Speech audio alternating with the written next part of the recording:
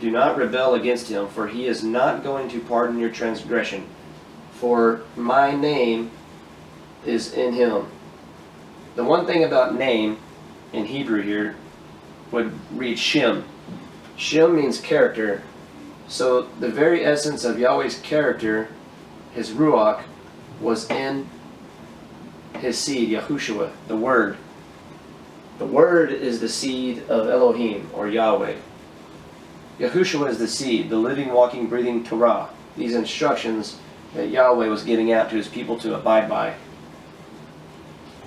Yahushua came here and died to remove our sin and showed us how to again walk in those instructions and those guidelines. So the very character of Yahweh was in the Mashiach himself, meaning that we are to live up to this example here in order to be in covenant with Yahweh here, in order to go back to that original house that was from the beginning. And going on to John chapter 5 verse 43, we'll see it's not really worded the same way, but he says he comes in his Father's name, and quote, Yahshua says, I have come in my Father's name, and you do not receive me. If another comes in his own name, him you would receive. We'll touch on that later when it pertains to these other names. And I want to read you Acts chapter 4, starting at verse 10.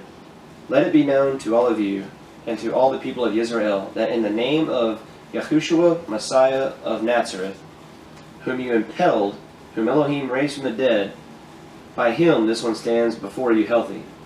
This is the stone which was rejected by you builders, which has become the chief cornerstone. He quoted Psalm 118, verse 22 there. Verse 12 in Acts chapter 4.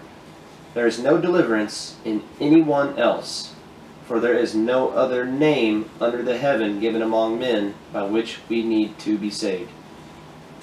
There is no other name under the heaven given among men by which we need to be saved.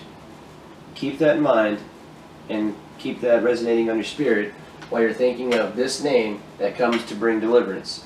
The children of Israel always looked at Yahweh to be their deliverer. Yahweh Shua would come to be the deliverance of the people. And this statement here we'll touch on later. Yeshua is a verb meaning salvation and deliverance. Yahweh Shua would be the Yeshua of the children of Israel.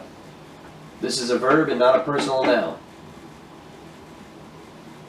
Modern translations today have Yeshua rendered in place of Yahushua or Yahshua.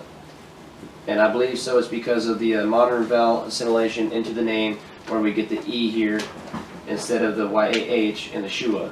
And we'll go more over that in a later teaching. So to sum up all this on this one video here, was there a tactic that is used now by the adversary that's been used before? If you think back in the Garden of Eden, he tricked Hawa, or Eve. I want to say he was masquerading as an angel or a messenger of light, because that's what Shaul says of him in the letter to the Corinthians, that he's this false light, goes about presenting himself as someone he's not. So he's got to present himself just like the Creator in order for us to believe in him. Because if he just came and looking at us like some form of wickedness and unrighteousness, I would think, it's my opinion, that they would know better. But because they saw this someone as being a messenger of light, they fell for his trap and were deceived and transgressed against the only command, do not eat of the fruit of the tree of knowledge of good and evil. So is that same tactic that the enemy used, or the adversary used there in the Garden of Eden, being used now? By twisting and perverting words to make us think certain things are done away with, or it's okay to make our righteous king's name common or something different, when he says that this is his name forever to all generations, or to run to his name for safety, take refuge and shelter in his name,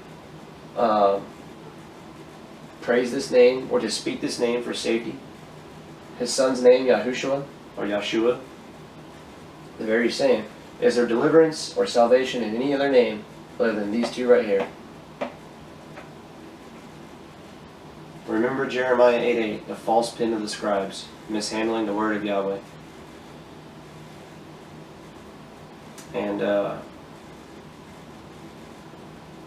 if I moved a little fast, just go back and get these numbers, and we'll touch more next time, going a little bit more in depth on some names, their meanings, how we come to these names,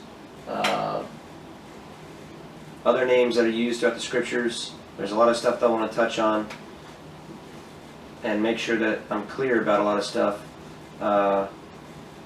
But that could possibly link back to pagan deities, or